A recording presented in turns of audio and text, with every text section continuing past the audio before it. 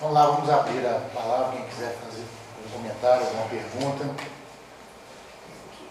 Rubens, por favor. Só eu. Sobre você intitulou aqui a sua palestra, Entender o Brasil em Transe e análise da conjuntura atual. Eu acho que isso que você lançou, essa questão das redes, a nova maneira dessa juventude, esse pessoal chegando, quebrar esses paradigmas todos, isso aí para nós também é muito desconcertante. Eu também sou do século XX, aliás, eu acho que antes do século XX, eu sou do século XIX ainda. Eu sou da Comuna de Paris. E a Comuna de Paris foi isso também, um movimento espontâneo e extremamente... soube se organizar internamente e tal, mas não viveu. Você estava despreparado, cometeu erros, e foi uma catástrofe. Eu fico pensando também no movimento, você falou aí até no final, um projeto de país. Que projeto que as redes têm? Se elas se interagem dessa maneira que a gente ainda acha meio misteriosa, como é que se isso vai dar certo, se vai dar liga, como é que vai implementar alguma coisa a partir de toda essa movimentação. E outra coisa que a gente sente muito, é que nós vivemos numa conjuntura inteiramente desfavorável a nível mundial, a economia mundial. O capitalismo chegou na etapa atual, financiarização, exploração, e o Brasil, como é que está apanhando nisso? O Brasil vinha do século dos anos 60, 70, uma economia relativamente bem organizada, diversificada, de repente se abre, se privatiza, enfim. Virou, nós estamos num retrocesso tremendo, voltando para a colônia que a gente vivia de ouro e de açúcar, exportar isso, agora a gente está vivendo de exportar grãos e então isso para mim é algo que marca demais a dificuldade que o país está tendo e que se reflete em todas as lideranças políticas e que a população está sentindo, então parece que a gente está vivendo sem saída. Está com todos os sintomas de que vai piorar e não tem projeto. É a minha sensação. Como é que a gente se coloca diante disso? Bom, uma das análises feitas nessas palestras que eu falei na semana passada é justamente aquela de que, vamos dizer assim, a concertação política que foi promovida por Lula no primeiro mandato, ela dá sinais de esgotamento. E a gente percebe isso claramente quando começa a verificar algumas notícias pontuais que começam a atacar algumas, vamos dizer assim, conquistas de certa forma já estabilizadas. Ontem eu estava lendo Valor Econômico e já percebi percebi não, estava claro uma matéria atacando a indexação do salário mínimo. Ou seja, de certa forma, em outras situações começa a atacar também direitos, a questão do fundo de garantia, dos 10% do fundo de garantia, que o empresariado queria extinguir, Possivelmente, eu não sou economista, mas possivelmente tudo isso pode estar atrelado a um cenário de baixo crescimento, a um cenário de juros baixos que de certa forma, minimiza bastante o ganho de rentistas, e parece que o pessoal não gosta de trabalhar, quer ganhar dinheiro só com juros mesmo. Mas por que eu estou falando isso? Essa é uma possibilidade que eu estou vislumbrando, que eu não sei se está correto.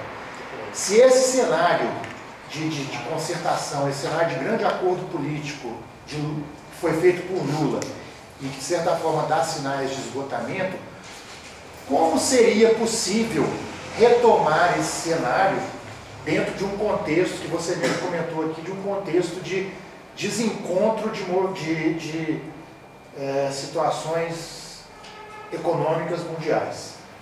Ou seja, não vou nem entrar no mérito de Lula, Dilma, a questão não é essa, mas de certa forma eu entendi que um cenário com Dilma em 2015 pode ser desastroso. E você não falou, mas eu até pergunto se esse cenário seria desastroso também com Lula, em função dessas análises que eu fiz, dessas colocações, dessas ponderações que eu fiz. A segunda questão que eu gostaria de perguntar, já conversamos um pouco sobre isso a respeito, antes da sua palestra, é justamente a respeito das possibilidades e das formas de inserção dos movimentos institucionalizados dentro de uma grande corrente, de uma grande avalanche de reivindicações por transformação em várias situações. Você citou algumas e tem outras, né, que realmente incomodam bastante as pessoas. Né?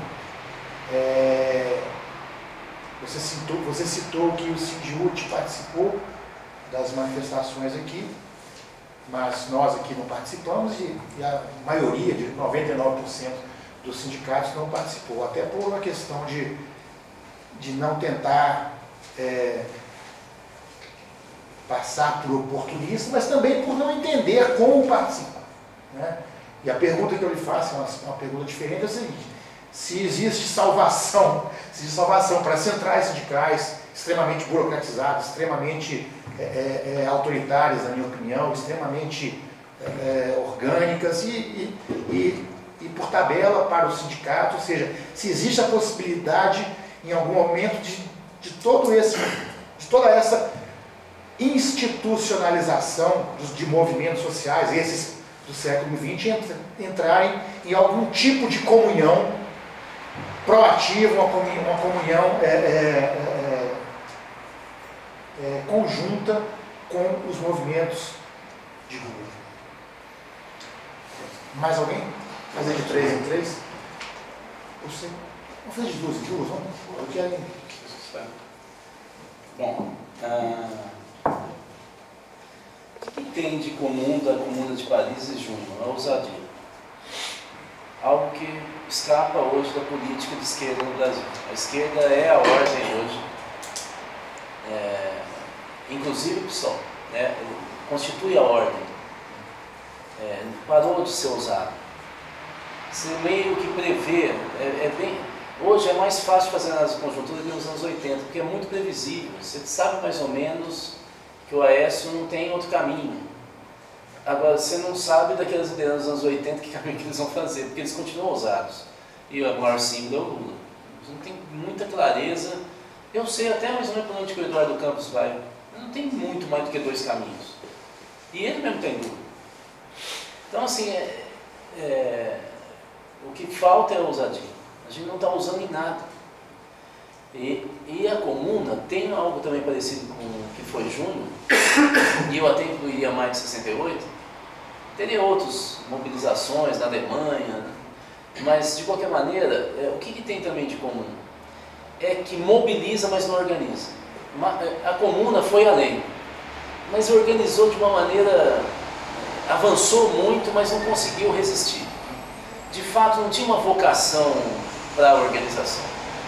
Eu acho que essas mobilizações de junho, e isso não quer dizer que as próximas não, mas ela tinha uma característica, um DNA dela, dessas manifestações, que era justamente o mobilismo, mas nenhum dado de organização. Nenhum.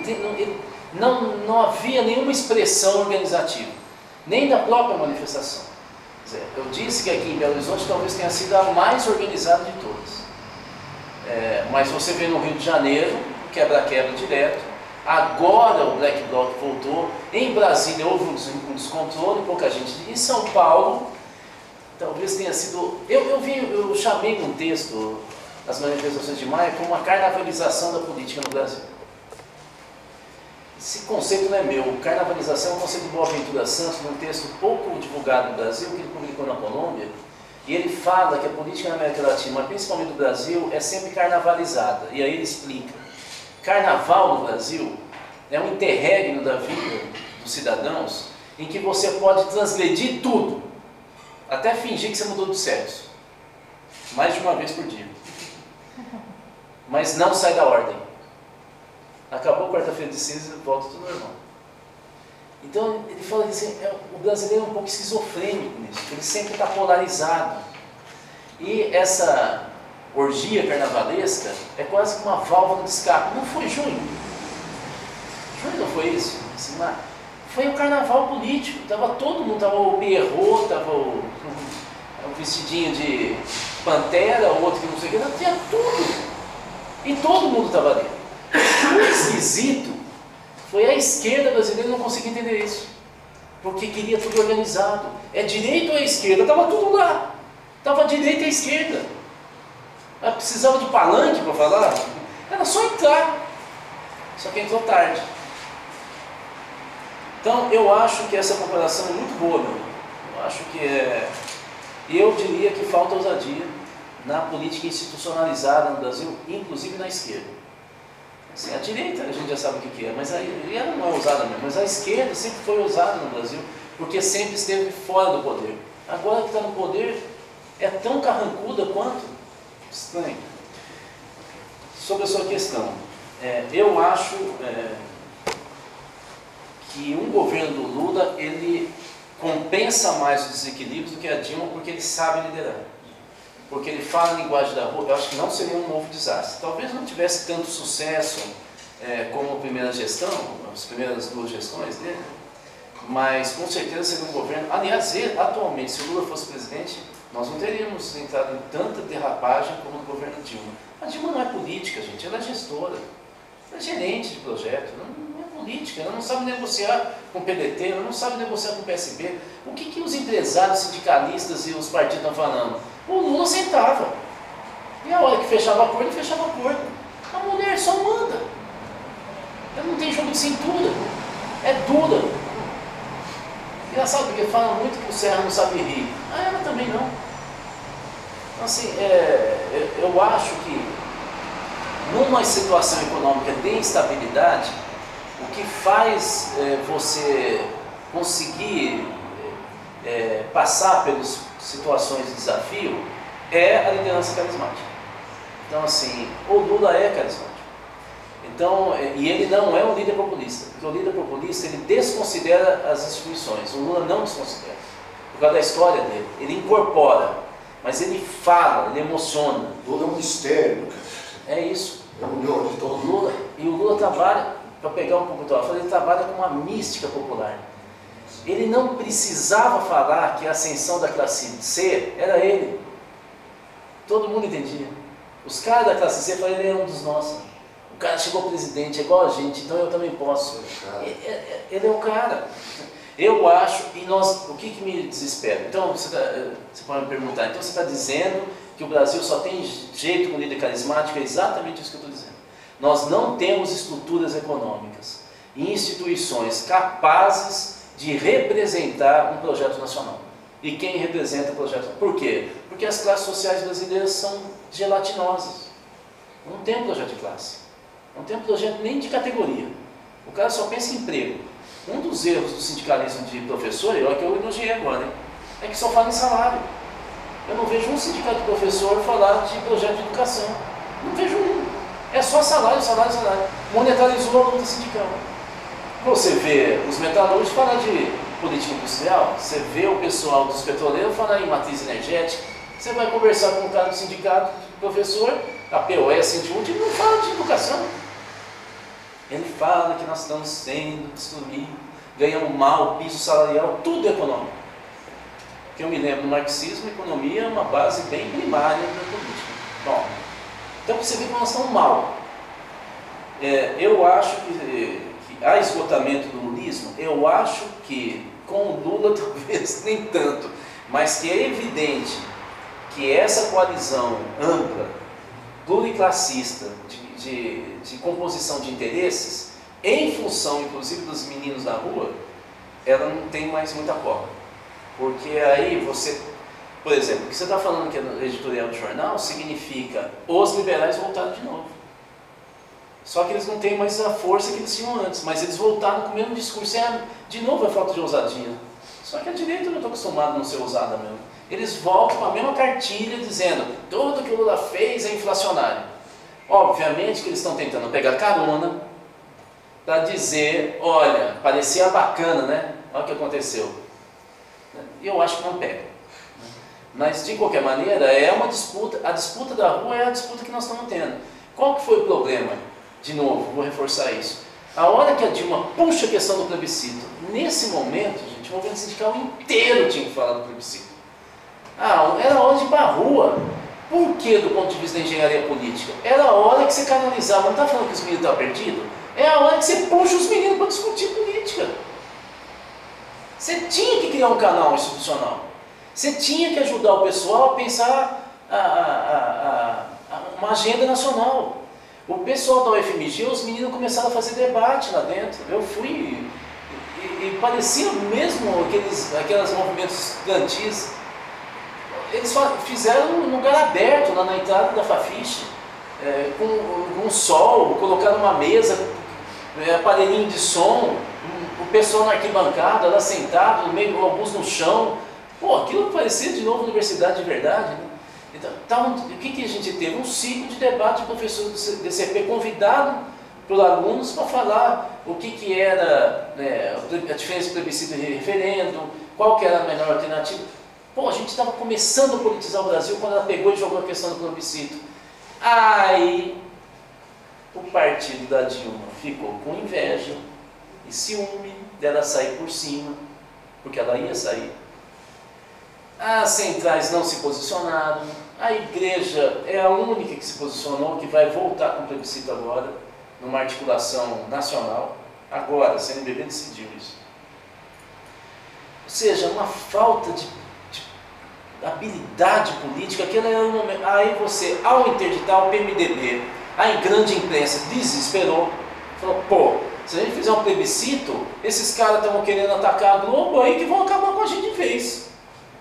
Melhora o campo institucional. O PMDB solapou o plebiscito. O que veio no lugar? Cândido Vacarezza. Com a anti-reforma. E é tão hábil que ainda falou a verdade. Olha, se der, só em 2018, 2016. Os meninos estão gritando na rua, o cara falou daqui a uns 4, 5 anos. Quando você tiver com a minha idade, talvez. O que acontece de fato é que essa meninada foi pela primeira vez, na segunda, ela já sabe qual é o presente. É que a elite política brasileira, que inclui deputado do PT, vai levar na cara, porque não é crível, não dá para você acreditar que esse cara ouça a rua. Então é hora de quebrar mesmo as instituições. Eu fico preocupado com isso. Eu acho que é uma irresponsabilidade política que alguns protagonistas da institucionalidade política brasileira estão fazendo. E aí você tem razão, porque minha projeção, não sei se a Dilma vai chegar a isso, mas se ela fizer, é bem provável, nós vamos ter inflação em 2015. Né? Inflação com estagnação econômica. Como que as organizações... Eu queria só falar uma coisa aqui, queria dialogar com vocês. Teoricamente, nós, a rigor, não temos mais movimentos sociais no Brasil. Nós tivemos nos anos 80.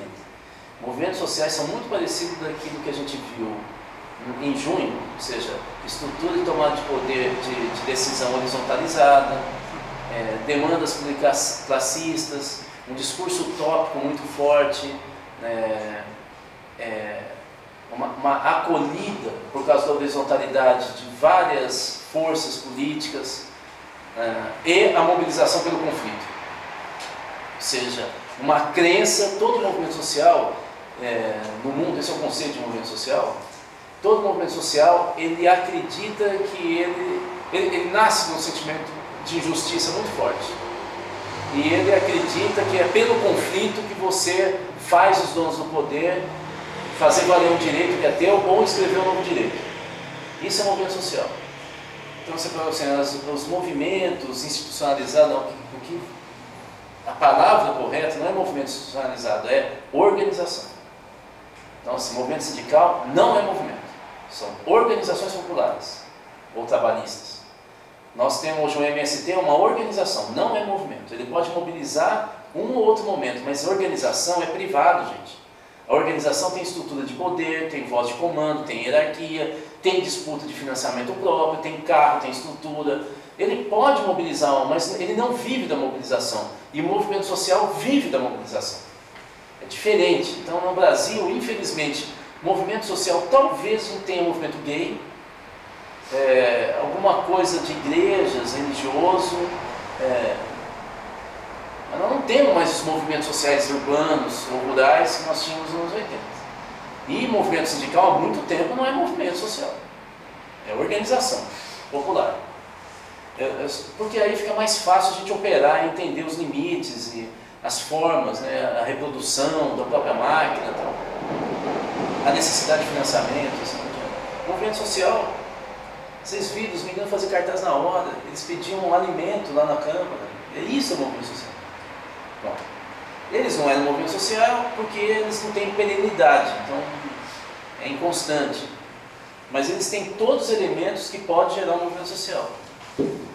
Bom, o que é possível, então, das organizações populares? A primeira coisa é mais Maquiavel. A política não se faz na corte, se faz na rua. E eu acho que as organizações populares do Brasil esqueceram isso. É só nesse texto do Maquiavel, chamado O Príncipe, do século XVI, ele fala o tempo inteiro dos méritos. Gente, vocês começam a ficar muito enredados com a disputa da corte, que é onde estão os iguais, a elite, você acaba esquecendo que quem te dá o poder é a rua. Você tem, e aí vem a famosa frase, que você não pode estar tão próximo, e isso é para a corte, a ponto da pessoa acabar te enredando em acordos, mas não tão distante que a pessoa acha que você vai dominá-lo. Você faz uma relação inteligente. Isso é que é maquiavelismo. Mas maquiavelismo, que não é Maquiavel, que a gente tanto diz, é na corte. Maquiavel estava falando que a política pura mesmo, de montar o poder, é na rua, é fora da nobreza. Era isso que ele queria dizer. Maquiavel era republicano.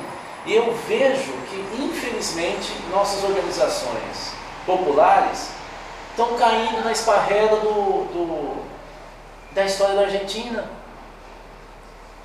Onde todo mundo... Eu acho que houve uma partidarização excessiva das organizações populares. A organização popular não tem que partidarizar, porque é popular. Individualmente eu posso apoiar um candidato, mas a organização apoiar e o outro cara que é afiliado que não... Isso não é correto. É isso que quebra depois uma manifestação de rua. Porque os caras sabem e falam assim, a tal central é do PT, tal é do PSOL, acabou. Então você sabe que apoia o governo, não apoia. Então, é um erro político, você não cresce desse jeito, é um erro articular organização popular com partido. E aí vem uma tradição também marxista, mas não só, também da igreja, tá? De que você tem uma espécie de linha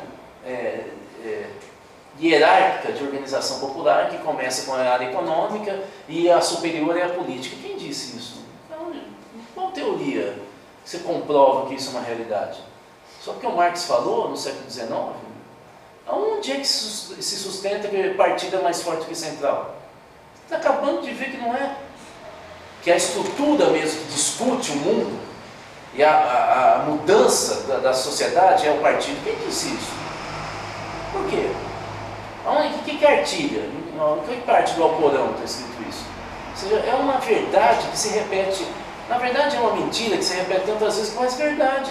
E aí fica até um dogma. Não, mas se não for isso, é anarquismo ou é fascismo. Pô, menos, né?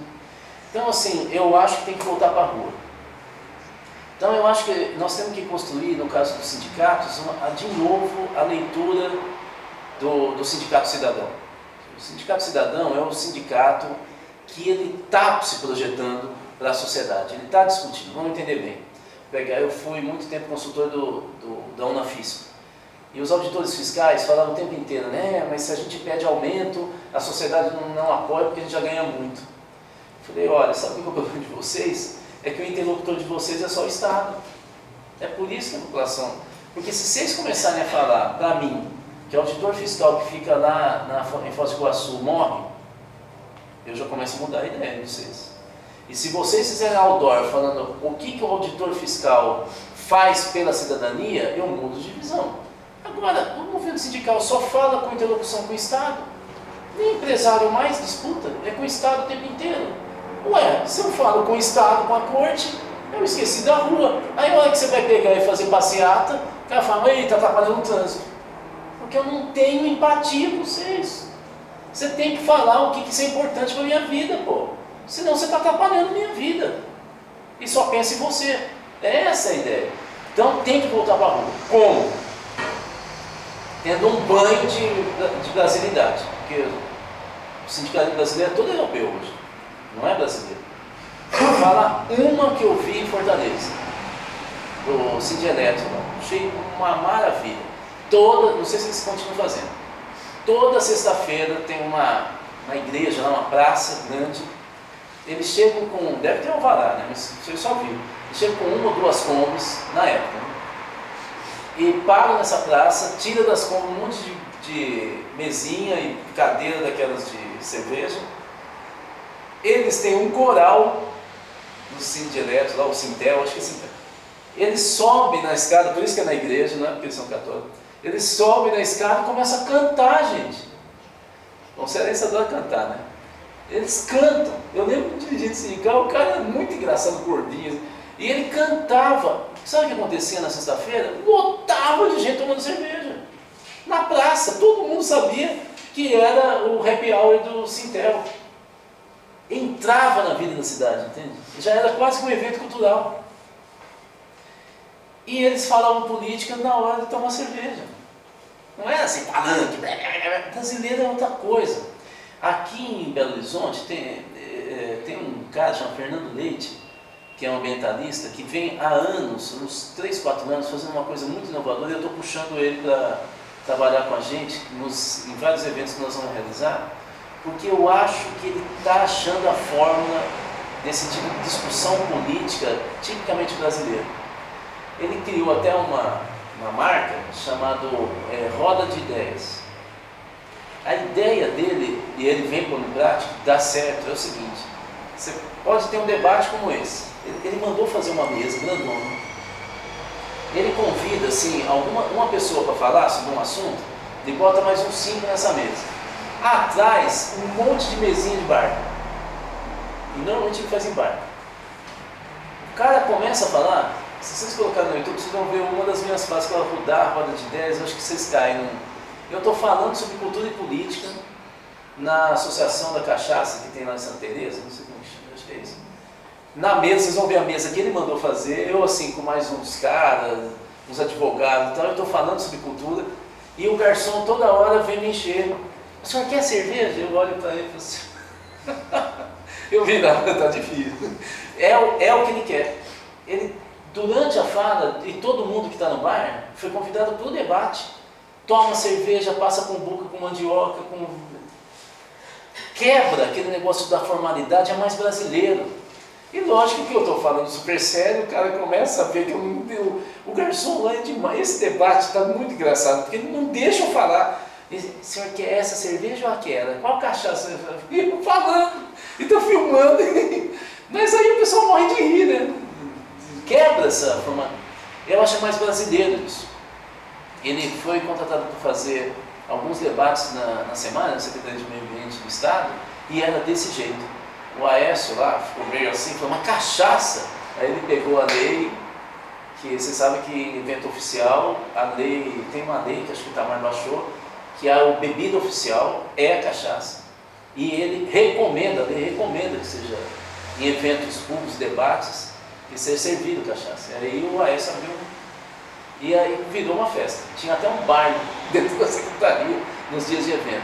Eu acho que a gente precisa pegar e voltar a ser brasileiro. Então.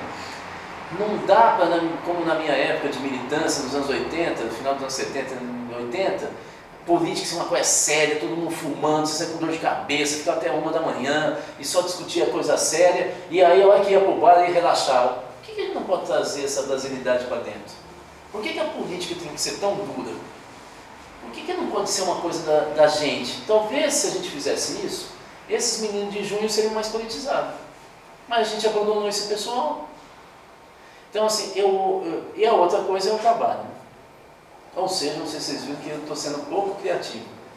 Nos anos 80, o que foi novidade?